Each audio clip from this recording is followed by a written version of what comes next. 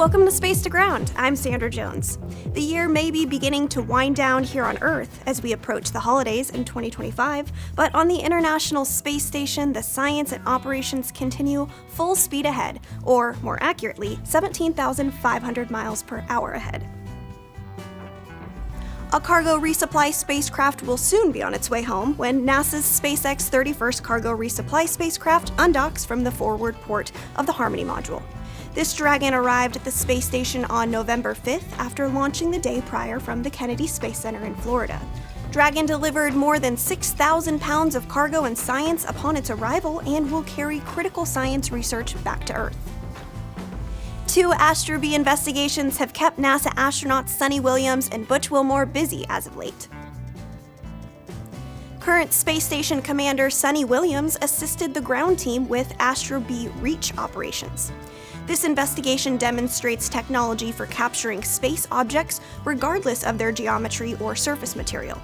The investigation also studies the physics of interactions among multiple free-floating objects.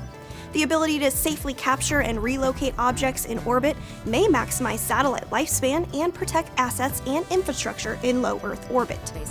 Then, flight engineer Butch Wilmore worked with ground teams on the Clingers investigation, which uses the space station's Astrobee robots to demonstrate massive objects in space.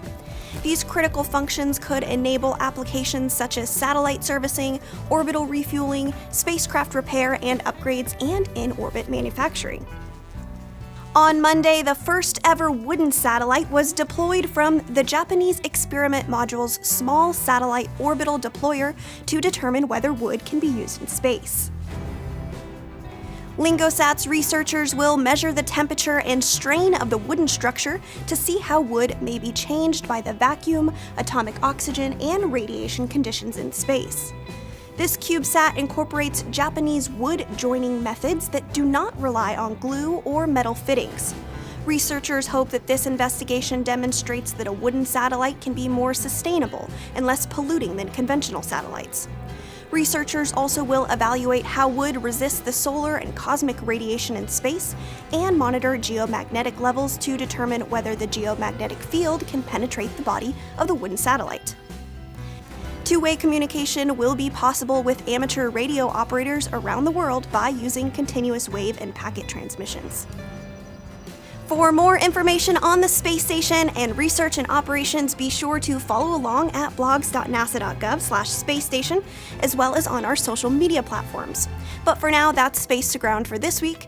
Please join us next week as we take a look back at another extraordinary year aboard the International Space Station. Thanks so much for watching.